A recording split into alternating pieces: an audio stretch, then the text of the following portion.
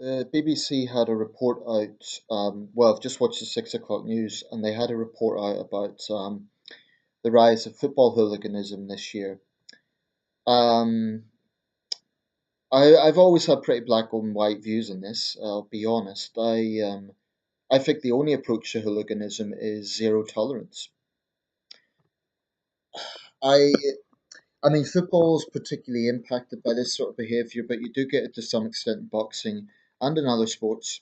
I know North America sometimes, occasionally, American football, hockey, and so on can attract trouble.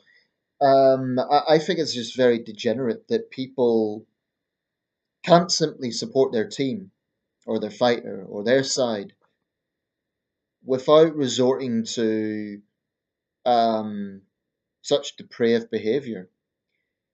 I mean, people who are running rampage, trashing businesses, intimidating civilized human beings with their boisterous, loud behaviour, throwing their weight around.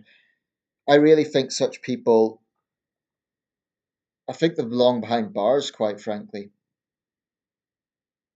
I do think that, I mean, in this country, we can't control the behaviour of, say, Russian hooligans or Turkish hooligans or Egyptian hooligans, but we can do something about our hooligans. You know what pisses me off about this? Football's the country's most popular sport, and it's a very long history in the UK. And the majority of supporters are decent people who just want to go and enjoy the match.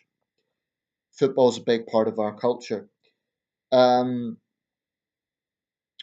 but you get football louts who will take over, like they come on the trains. It seems to be a particular problem on the railways, but just throw their weight around. It's not necessarily always about violence, it's just about thinking that because they're in a group, they own the place.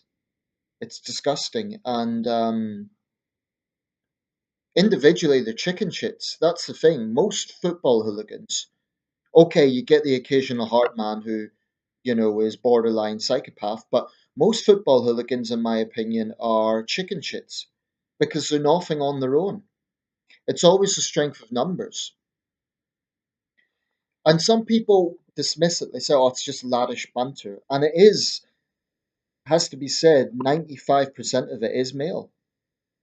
This isn't one of those things we can say, oh, the women are just as bad. I think this is, it's a male thing. So as a man, this argument about laddish banter has to be thrown out the window. Laddish banter might be cracking the odd joke, having a few pints with your mates. Um, but, the sort of behaviour we saw last year, like football louts forcing their way into an IKEA store, jumping up and down the furniture, throwing the weight around, getting into jingoistic chanting when they beat Sweden, when England beat Sweden. That's not laddish behaviour. It's not banter. It's ugly jingoistic um,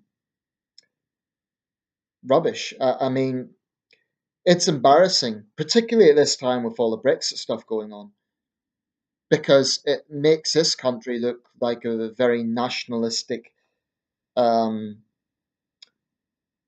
hostile country to outsiders. And I don't think we are. I don't think we are worse than many examples around the world.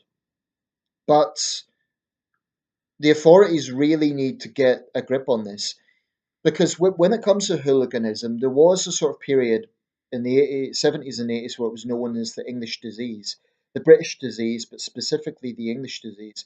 Although I would say some of the Scottish firms were just as bad, but still, a few Welsh ones as well. But England's the biggest of country of the home nation, so naturally, just by mathematics, it had the most hooligans. Um, and that was by the 90s starting to be sorted out. There was still occasional flare ups of violence, the same in the 2000s. But I would say there had been a trend downwards. Things had improved because clubs were given fines if they didn't act on it. That was effective, it worked. But the last few years, it looks like this problem is coming back. Probably it's not as bad as the 70s. I mean, I don't know what sort of barometer you could use, number of arrests or number of incidents, but probably it's not as bad as the 70s and 80s. That's good. But I still think there's too many in the sport who make excuses for it. There's too many people in society make excuses for it. But you know, if you are on your own at night time, if you're going home from somewhere on a train, it can be intimidating when you get a bunch of drunks throwing their weight around, and they might not be using violence. They might think it's harmless, but that's intimidating to anyone else. And I don't think I'm a pushover. But I'll be honest, if I'm on my own, you know, I can hardly go up against a group of guys. So I can imagine what it's like for a vulnerable person, someone suffering anxiety, an elderly person, young families. You know, so that's why I think there needs to just be zero tolerance. I think every single club in the country needs to be told very clearly by the police, by the government, that they need to get a grip on the problem. I'm not saying, by the way, that they're not. I'm not accusing clubs. I'm not naming any clubs for not doing it, but some do have a reputation. Millwall, for example, has a reputation. Um, that's not a badge of honour, it's a badge of shame.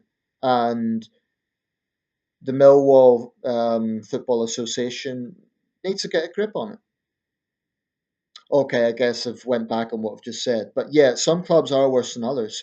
And those clubs that do have a particular reputation, it's it shouldn't be like a badge of honour, like this sort of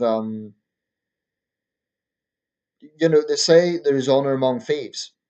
There is no honour among hooligans. Hooligans are just common criminals, and they should be treated with the same contempt as common criminals. I think a big part of the problem in this country is there's just too much acceptance. This should be unacceptable that people are intimidated in their businesses, going about, you know, just trying to get home from work, just going about their daily life, having these jobs, having these mindless idiots, you know, disrupting transport, which is one thing it does, but also intimidating people just by throwing the weight around. And yeah, often it is based on ultranationalism and racism. There are some very unpleasant aspects worm their way into football hooligan firms. So I frankly support the police taking zero tolerance. And frankly, if they use a few batons on these idiots, I wouldn't really care. I think that public safety comes before the rights of hooligans. Of course, they need to get the right people. They need to, you know, be 100% sure that they are targeting the right people. I don't necessarily support, for example, kettling, the controversial police practice of holding a whole group of people together, because then you get innocent people, you know, put in with the hooligans. But and I don't think that we're the worst country by any means. I think Russia and Turkey are probably significantly worse. But that's not, you know, we shouldn't go up against, we shouldn't use them as a barometer. Russia's hypocritical attitude to this. You know, Russia has laws about hooliganism, and yet you have Russian sports authorities actively encouraging it, which is pathetic. It's shows you what sort of country Russia is these days under Putin's thuggish regime. So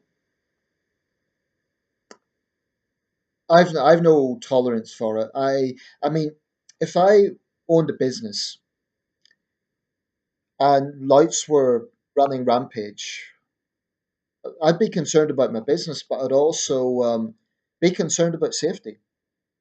And it's absolutely unacceptable that these people think they could do what they want. I think they need to be individually named and shamed. No excuses. No judge should use alcohol as an excuse for leniency. They need to be no taps on the wrist. These people need to be made an example of, because that sort of mob mentality, when you get sometimes hundreds of guys fueled up on booze, running rampage, it's a very scary situation, because civilized people, you know, who are trying to mind their own business, don't know what they might do. People might say, "Oh, it's they just fight among themselves." No, very often innocent people get caught up in it. That's why it's a problem. If they were just fighting among themselves, I'd say send them to a field and let them finish each other off. Good riddance. No loss to society. But it's when civilized, normal people get caught in the middle. That's where it's really a problem.